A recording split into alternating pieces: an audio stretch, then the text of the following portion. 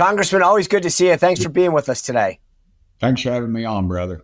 So I want to just recap this Epstein thing because you were out there fighting for transparency. Now there's a lot of concerns about potential redactions, what we will see, what we won't. First thing, what are your concerns about what the DOJ may or may not do? My concerns are some innocent ladies are going to have be put out in the public. For instance, we had a closed door meeting up here several weeks ago, and they had some of the ladies in there and their attorney, and they came in, and it was a bipartisan group, closed door meeting. Probably shouldn't have been closed door, but they all started telling their stories and stuff. And one lady said, "I'm a little different. I think she said I'm listed in there under an anonymous name." And she said, "I blacked out everything in my memory about what happened." You know, God gives you that ability sometimes if something's really that horrific that your mind just blocks it. She said, "I want to go back and read the files and find out what happened to me." And then I asked, it wasn't supposed to be a question and answer, we were supposed to listen, but I felt compelled to say, "Hey, so you want these files released?" And the attorney said, no, she doesn't. And so there's going to be a lot of that. There's going to be innocent people like President Trump who flew on this guy's plane. And the guy was a flagrant name dropper. He collected friends, so he could drop names. And so they're going to be all over this. And the other investigations that I had, these folks they obviously went through this and found out some of this stuff is not accurate. Some of it's bogus, what have you. But now we're not going to get it out. We're just going to get it all just dropped. And there could be, they're wanting pictures, they're wanting things like that. And I mean, you get into pornography and these are children, if they're minors, how do we handle that? There's a lot of problems with this thing. But don't you think the other problem is that people are going to be suspicious, right? So we've told all these people that are concerned about this, we're going to release all these files.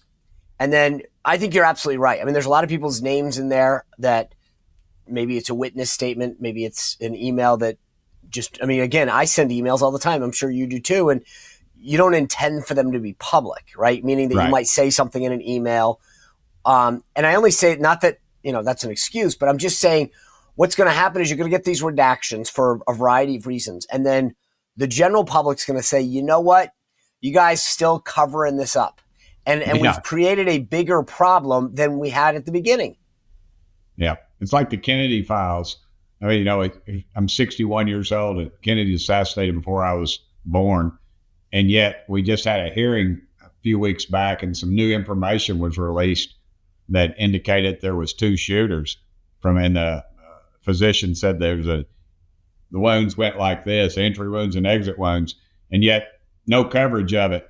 And, the longer we delay, the more the public will think there's a cover up. And those redacted files, I get into the UFO issue all the time. I just want to know what we're spending this money on. But those dadgum files, Sean, I mean, they look like somebody shot them with a 12-gauge shotgun because that's all they are is a bunch of holes in them. And there's, they'll say a date and then thank you and then the name or something. I mean, it's just all whited up. And that's exactly what I'm afraid we're going to see with this. There's not going to be any joy in Mudville when it's all released. I really like Chairman Comer because he's so dadgum honest. I don't like the fact he's from Kentucky and not Tennessee, but I forget that's his deal. But we've gone through 50,000, I think, pages so far of going through because they were releasing them and they were redacting names. I feel like that's the way to do it. If it was a bipartisan, if we could add some sort of bipartisan effort, but I mean, I don't trust anybody up here anyway. So why should the American public, brother? Let me just looking back on it. Could this have been handled better? 100%. If we had just released them in the beginning, you had 3 Democrat appointed judges that blocked Trump's ability to do that. And the Justice Department, I don't trust the Justice Department as far as I can throw the dome off the Capitol. So I can't imagine, I like the people we got in charge, but that, you've been around this town a lot longer than I have. the layers of that dadgum onion are multifaceted. So we peel them back, and there's still there's another one. It's never ending, and no one will ever trust what we do. All right, guys, if you need a great night's sleep, do what I do every single night. Use Beam's Dream Powder. Right now, the ultimate cyber discount is available to my listeners, only 50% off, the best deal going that you are going to thank me for, because you're going to sleep better. You're going to stay asleep, wake up feeling refreshed. Go to shopbeam.com/Spicer. Use code Spicer for 50% off for a very, very limited time during their cyber sale. Shopbeam.com/Spicer, code word Spicer, 50% off. So you guys send this over to the Senate, and they sneak this provision in that says these senators who got their phone tapped each get like $500,000. I know the speaker was a little miffed. What did you think of that move? I thought it was a cheap move. I just no. I don't mind busting the justice. I don't mind busting their ass, but they should have done it in their own bill. And again, nobody trusts government for good reason, because we continuously, and who did it? And everybody's pointing the other direction. Nobody knows who did it. And nobody, I trust some of the people that are involved in it. My own Senator Marsha Blackburn, I trust her. But, I worry about it. My brother and I were talking about it, and he said, do you think you were bugged? And I said, I hope so. And he said, oh no. And I said, why is that? And he said, because we were talking about at our funeral, did we want the live version of Freebird or the in-studio version? I preferred the live. He preferred the in-studio. So, there's going to be a lot of discussion about that, I'm sure, too. But all kidding aside, I mean, these people are spying on Americans and senators. If they can spy on a senator, imagine what they can do to you or me. I agree. First of all, I'm with you. Just, live version every time.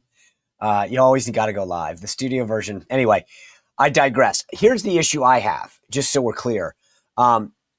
These guys were spied on, and they're giving themselves $500,000 a piece because as like a, peace offering. And I look and I go, do you know how many people's lives got turned upside down because of the Mueller investigation? I don't want to tell you what my tab was, and I was just a witness. But I'm like, those are real costs. These senators, yes, I'm with it. I get it. I'd be pissed if I got spied on by the government too. But they gave themselves $500,000 as sort of a reward or as a fine. Whereas there are real people who went through the Mueller investigation that have real legal bills, and no one seems to be looking out for them. And to me, this whole instance was a bunch of senators looking out for themselves and not worrying about anybody else. I think it's tone deaf. You're exactly right. And those people's lives were ruined. I used to have a mulch business, and you can Google it. But I remember I had hundreds of thousands of dollars in legal expenses. Somebody else wanted the business. They accused me of taking toxic waste. I mean, it was unbelievable. And my life was technically, I wasn't bankrupted because I didn't declare bankruptcy, but I was out. Everything I had gone. And that's exactly, and the same with these people. And they've been drugged through the mud. They have had the cameras in their faces. Their families have been ostracized, and yet nothing for them. I think that is, especially those J6ers, a lot of those folks were just standing on us in the wrong place at the wrong time. And then they had to plead guilty to a felony to get their ass out of federal penitentiary. I mean, that whole thing it stinks, the top to bottom. Those senators, if they find out who did it, they need to primary them, and they need to get them out, because I'm sick of that stuff. Yeah, it just, to me, it reeked of like, I mean, you had a quote this week that I thought was so good. You said DC's not a swamp because God made swamps. It's a sewer. And I was like, that is spot on. And that was sewer behavior. That was, we're going to take care of ourselves and screw everyone else. Anyway, the other thing that I appreciate that your efforts on is this member stock trading thing. And I know that this is moving forward. Just tell us where it is right now. Where is this ban on members being able to trade stocks? Okay, it went to the committee of jurisdiction yesterday, I guess, and I felt really good about them hearing it. But this town, they're going to run the clock out, and it's bipartisan for it. I mean, there's not too many dadgum bills where me and Luna are standing up there with Pry Paul and AOC and, singing Kumbaya, but dadgum, this is one of them. And it's bipartisan, but the hatred of the bill is bipartisan too. Go on the Unusual Whales website, look at the top 100. Heck, everybody wants to rail on Pelosi. She's not even in the top 10, brother. Really? She's like number 11. I mean, what's the site? What's the site again? It's called Unusual Whales, like the mammal that swims in the sea. Whale, WHALES. I realize you got a funny accent and can't understand what I say. So, if it makes you feel better, my wife's from Nashville, so I speak a little Tennessee, but not Western. That's all right. I can be your translator. I'll go with you so you won't get beat up by somebody in a cowboy hat. Hey, no, but you've got members making 500-600 trades a year, maybe a month. Sometimes it's crazy numbers, and of course they know what's going on. Here's the funny thing. I make skateboards, okay? It's cheaper than a psychiatrist. I gave one to Tulsi Gabbard the other day. I took one to a Republican club up in Campbell County. The auction went off. It went for $700. I was like, dadgum, I need to get out of Congress. I need to be making skateboards. But so everybody in the country wants one right now. I'm thinking it'd be cool, a Burchett board. I'll make them out my barn. I have insomnia. Okay, I get you one, Sean. You're there. Right. I'll put you on the list. But the problem, and so I go see these cats down in ethics, and this attorney says, well, you got to get a business plan. You got to do this. I got to get an attorney. And I said, wait a minute. I can do insider stock trading, but I can't sell dadgum skateboards. And he said, basically, yes. So, that's where we're at. It's crooked as a dog's leg. Everybody knows it, and we're going to get up there. And I said yesterday, we're not going to pass this dadgum, or we'll pass it, and the Senate will pass a tougher version. And then we'll get it back over here. Oh, we can't do that. And we'll say, oh, those old senators, they're 100 years old. And they'll say, oh, that Wild West over in the House. And then they'll all just laugh and keep making 300%, 400%, 500% return on their investments. And I will give you one great example. When Russia invaded Ukraine, Joe Biden, I haven't voted for a penny for it. That's not our dadgum war. I'm not for it, but I will tell you. So Biden gives them our missile defense system, gives Ukraine. So immediately we had to replenish our missile defense because we can't be naked. Right. That's non-debatable. I agree with that. But guess what? 2 weeks prior to him making that announcement, we've got members of our committee that ended up, oh, hey, I'm going to buy stock in this missile defense company. Members, both sides of the aisle, brother. You tell me. And then I got to hear about, well, the war in Ukraine is good for America. I said, really, why? Oh, it's good for business, And I'm like, dude, my daddy fought in the Second World War. My mama lost her brother. There ain't nothing good about war. It's brutal. I had to wake my daddy up by his big toe to the day he died because I usually wake up thinking he was on Peleliu or Okinawa, and some Japanese soldier was leaning up against him. And so I can't buy that. The only thing that's good for is sending kids to their graves. And I just can't go that route. But that's Washington, D.C., and it needs to be exposed. So when I went to the White House, and I'd never had a lot of like stocks, but after the Dow burst, I don't know, a bunch of day trading stuff in the 90s, I started doing this thing called drip stocks. So I would send $50 to $100, and I think it was like Coke, Merck. I said, I'm done day trading. Anyway, that's another story. But the bottom line is I said, I'll just send $100 a month to these direct, you could literally like Coca-Cola, GE, right. Merck. And so I had built up, I don't know, let's call it $15,000, $16,000 in 4 or 5 companies over, let's call it, well over 10 years. Okay.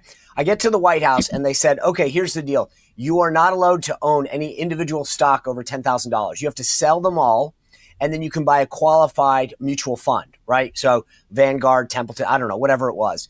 Right. And that way the market goes up, you do well, the market goes down, you're screwed. But like you have nothing, there's nothing that you're personally invested in so that you can't say, gosh, I got to make sure the government gives a deal to Coca-Cola versus Pepsi or something. Yeah. And I thought to myself, okay, this kind of sucks because to me it was personal. I built something up over 10 years and I didn't have a lot of money, but okay, those are the rules. So you sell everything, it goes into a mutual fund. Why can't Congress just do that? Which is great. You want to play the market, invest in a mutual fund, and if it does well, you do well. But this idea that somehow the executive branch employees have to do one thing, but members of Congress who have literally inside information, to your point about when we're going to war, what company's going to get a subsidy in the next tax bill, I don't know why this is that difficult. It's because we're greedy and we think we know more than the American public, and 12% of the population votes. That's basically it. I remember when they passed term limits in Knox County, my home county, and we and the office holders said that doesn't apply to us, and then they got taken to court, and the courts ruled in fact it did. And I remember they were interviewing an elected official at the courthouse, and I literally thought it was a joke. I mean, I was 25 years old and I was politically in tune, because one of the elected officers says, "Yeah, I just don't know if Knox County is going to be able to function without us." And that's the mentality of this bunch up here.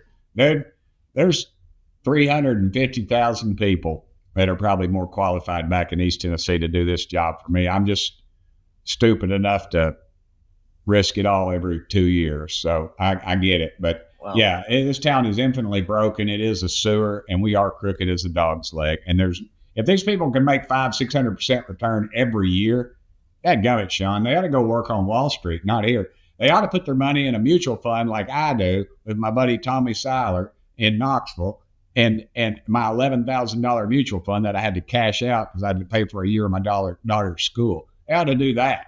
You're exactly right. And mutual funds are great. I mean, they make great money, and By the way, you do know that like they can't go to Wall Street because on Wall Street it's called insider trading. You can't do what they did. If they actually left Congress, they'd be screwed, because that's the thing is that my biggest concern about Nancy Pelosi leaving Congress is I won't know what to buy anymore. But from what I hear from you, I got to go to this website now, and I got 9 other people that I can follow.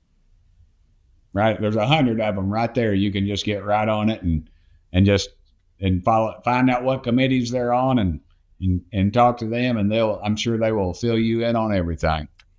I want to touch on something that's probably near and dear to people in Tennessee's heart, which is this new buzzword that the president keeps talking about, affordability.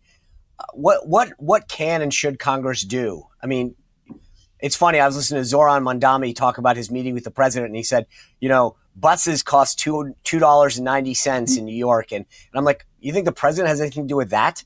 And so the question is, what can or should Congress be doing to make life more affordable? Reduce regulation on energy, our energy sector. We need nukes, we need coal, we need oil. God put it in the ground. Let's get it out. Let's use it in a responsible manner. We've got to get the environmental crowd out of our business because they are owned by foreign interests. Case in point, coal. They come over here, they fund through these lobbyists or what have you. They say, oh, coal's bad. And we sign some bogus treaty. And then, of course, China doesn't follow it. India doesn't follow it. Russia doesn't follow it. And then we're behind the 8 ball, and that air doesn't stop once it leaves one of their 1950s technology coal-fired plants in China. It's over here. It's kind of like a unchlorinated end of a pool. I don't think that quite works very well. And I mean, and that it's just those kind of obvious things. If we could free up the energy and tell those cats over the Middle East they can eat their oil and their sand, we're going to get it all right here, and let's get it all right here. And I think that would be first. I think also supporting this Tom Homan, I've called my spirit animal, when he's throwing all these illegals out of the country. There's a lot of criminals, some of them aren't. But, our schools are full of kids with ESL, English Second Language. Housing's full, all that. They'll put 15 in an apartment and the prices go up. Those are the kind of things I think. I mean, it's just simple. It's simple economics, and we need to start doing it. Granted, we got to have people that work, and that's kind of going to be a rub with some folks. Well, under Reagan, we had a pretty good system, but like every good system of government, it gets abused. And a worker visa type program is the way to go. And we know we can monitor it. We have in the past. But under Biden and all that stuff, that's nonsense. I talk to my farmers, and it's just the paperwork, and and all the craziness. I mean, of course they're going to bring in folks illegally. That's the market. It's just, and we got to quit doing business with these countries that are bad actors. We got to tell China. And everybody's on Trump about these dadgum tariffs, but shoot, son, those folks are using slave labor to compete against us. We can't compete with that. And Trump's right. You got to hit them where it hurts, and they'll come to the table. And that's what they're doing right now. They're coming to the table. Yeah. It's just going to take some time, and people are going to hurt for a while. And I hate that. But again, you can't keep subsidizing this stuff. We're $38 trillion in debt. Eventually that note's going to come due, and it's not going to be a pretty day. Speaking of that, the president has floated this idea of like rebate checks where you get like $2,000 based off the tariff dividend. But I agree with you. I'm like, we're $38 trillion in debt. If we have some extra money, let's pay that down. Do you think that your colleagues are taking the rebate thing seriously? Oh yeah, they are. Yeah, Really? they are. I can remember. This is crazy when you said this. When COVID was coming down, we weren't really sure what's going to happen. I remember I was walking behind AOC and Maxine Waters. Sorry about that. And I sit on what I call Center's Row, second to the end, and right there on the aisle. Everybody gets in trouble, they sit with me. And they walk by me, and I remember them saying, what we ought to do is just give everybody $1,000 check. And I thought to myself, that is the craziest thing I've ever heard. That was when COVID was just starting. Looking back, I wish that's all we'd have done, and we'd have saved ourselves a heck of a lot of money. But yeah, I'm with you. 38 trillion in debt, although it would just be a tick off of it, a chink out of the corner. We got to start thinking in that and America can't keep looking at us like we're some endless cash register, because the other side is, they don't care. They're going to wreck our system. I think that's part of the design of all of it. Bernie wouldn't let anybody amend anything on Obamacare. That would have made it on the Senate side. It's a nightmare to think that he'd control any committee of anything other than the committee of communism, I guess, or Marxism. But anyway. See, now I was in a great mood. I was kind of tired. Now I'm all worked up. Well, I'll work you up a little more. I think there's no question. I've said this: healthcare sucks. Like you can't get an appointment with your doctor. Something's not covered. Most guys won't take insurance. And we've now realized that Obamacare we've known Obamacare was a massive disaster. The Democrats tried to subsidize it. That didn't work. What is the Republican plan? Are we going to do something, or are we just going to tinker? We're going to gripe about it, and everybody's going to stop every bill that comes out. We got no guts. I tell you, Andy, not Andy, but out of Alabama, he's got Bill 1776. I talked to him this morning in the gym. I talk to him about it every morning. He's got a bill that's out there, and he's got no pride in authorship. And I think that we got to start moving some legislation, get it to the table. The money changers in all this you can go back and look at that in the biblical standpoint, but the money changers in all this are the insurance companies. What would be wrong with putting the patients and the doctors in the same room? Trump came up and said that, and everybody's like, oh, you can't. Yeah, you can. You just have a fund set up, and you've got due to your economic situation, area of the country, inflation. There's things you take into consideration, but you say, hey, I got to do this. I got 3 kids. I get this amount. My kid's got to get his appendix taken out. Boom. You push the button. That's what you're going to do. That's where your money goes. And this deal we got now is a joke. It's a joke. It drives me freaking crazy. We've lost hospitals under this thing. And the media's in on it because they're so far to the left they can't stand it. But they're being exposed. That's why there's more people watching us right now than are probably watching any of the other idiots out there. Not that you're an idiot, but I am. But anyway, it seems to me it's not that complicated. And that bill, when it passed, I remember seeing a picture of it. It was like this, but if you stacked it up, and it was over. I'm 6'1". It was taller than I was. The entire bill that dealt with that. Pelosi was right. They had to pass it to know what was in it. But that government, we found out what was in it. We thought it stunk, and it's ridiculous. It's ridiculous. You couldn't. It was not portable. You couldn't choose your physician. everybody's like, well, I got insurance, but I got a $6,000 deductible. I mean, literally, I used to sell insurance, and I can remember when it was in the '90s actually, and early '90s, you could buy a 30-year-old male something around $30 to $40 a month. Yeah. And then I remember when it went to $100 a month, I thought, man, I got to get out of this. Ain't nobody gonna be able to afford this business. And now it's like 1,000. Yeah, easily if you're lucky, so it's a nightmare, and we've created it. And it, just look at and then you look at in the Senate, look at all these liberals in the Senate who are getting bankrolled in their campaigns by the insurance. It's tens of millions of dollars they're getting. If you do the research, it's pathetic. They ought to have to wear a sponsor jacket like NASCAR or something. God, I love that. That would, what would be awesome if members of Congress wore a jacket and all the corporate sponsors. Yeah, I think this is I like that. When you go on the floor, you have to wear the jacket that has all of your sponsors on it. I love this. All right. So if we don't have a deal on healthcare for a while, then January 30th rolls around and we're going to shut the government down again. Is that the plan? I think that's the plan of the Democrats. They pulled back a nub, and the best plan the Democrats have is the Republican messaging, because it stinks. We got to get better at that. We got to get on the internet and figure out how to. I put a video out the other day and it got over 4 million views.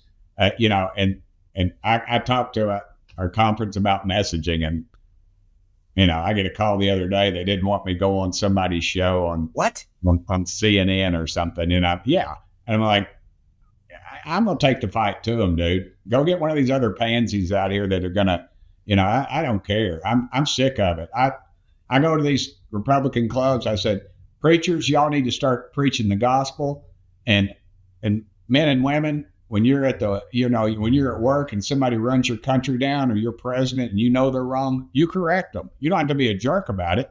But I'm tired of it, man. Sean, we're going to lose our dadgum country. Reagan said we're one generation away. Brother, we're one vote series away. If the Republicans lose the majority in these primaries, it's Katie bar the door. You'll see New York, because that's what's taken over the Democrat Party. That shutdown was more about Schumer trying to show the left wing that he's no communist. He's a left winger. He needs to go back to his porch and flip raw hamburgers with cheese on them. But dadgummit, he doesn't, and all that was about was AOC. I saw her last week. I said, Cortez, you're running, aren't you? And she smiled. And she announces today, Sean, she'll raise $10 million. Oh, 100%. The dot-commers and all those kids, they will pour out. And I've warned our guys, and we just don't get it. We don't get it. No, that's what's coming to America. And by the way, I appreciate how you take the fight to CNN and others, because you are polite, you're respectful. People miss the point here. We got to go to those places, but we can win on the facts. And I think you do a great job doing that. But my last question for you is actually, you speak about the elections and what's happening. On December 2nd, a little west of you, there is a special election in Tennessee for a seat that was vacated. Yep. Kamala Harris was down there, and that is considered a very Trump district. Are you concerned about us holding or barely holding on to this very, very Republican district in Tennessee? 100%. The guy's name's Matt Van Epps. He's a great candidate. I wish you hadn't said that. I was hoping you were going to make me feel, but now you've got me feeling bad. Well, that's why I tell people, pray for our country. They are dumping millions in. It's dark money. It's behind the scenes. They're pulling out all the plugs, and we better, the Republican Party too much is about bluegrass and barbecue. I love that, but I worry about it, because we've got it's all on this thing right now. Yep. Who's March's guy? Who's his campaign manager? Floyd. Yeah. My buddy Ward Baker. Yeah. I saw him one time when Marsha Blackburn was first running for the Senate. He came in, it was at Buddy's banquet hall, and all the beautiful people there. And somehow I must have slipped in. I don't know what, they didn't have their white trash quota, I guess. So I come rolling in there. And he said, and Ward says, we're not going, somebody asked him about advertising. He said, well, we're not going traditional television. We're going on the internet, and all this stuff. And I thought, that is the craziest thing I've ever heard. She's going to get beat. This ain't right. But, because I didn't understand. I knock on doors. I knock on thousands. You can't, it's hard to beat me on, you got to break my legs because the big boys never give me money. They always call me the day after the election. Oh, come by and get a check, Tim. And I go, we were with you all along. Yeah, I really felt it right there towards the end. But Ward Baker described the process and how they would contact people and they would contact them on the internet and they could target ads. I mean, it was, and I was just fascinated. It was new to me. I didn't understand it. And frankly, I still don't. I just get people that do, young people. But he understood that, and he won a race that he probably, and Marshall won against a very popular former Democrat governor who was a moderate. And so, I think we better start paying attention to that stuff and the old traditional, billboards and phone banks and stuff. And the Democrats understand that. And that's what scares me, Sean. I'm sorry it took me so long, but it was, but I remember Ward did that. And I thought, and I've tried to adhere to that along with my door knocking, but I'm worried about that race. Okay. Well, let's wrap it up. I appreciate you being with us. Fun conversation. I hope you come back soon. Anytime, Sean. I always look, every time I'm on with you, I'm out in the woods somewhere and somebody said, I seen you on that Sean Spicer show. It's like I seen him at the Walmart. But anyway, thanks, brother. You bet. Take care. Well, if you enjoyed this content, make sure to like this video, subscribe, and click the notification bell to get more.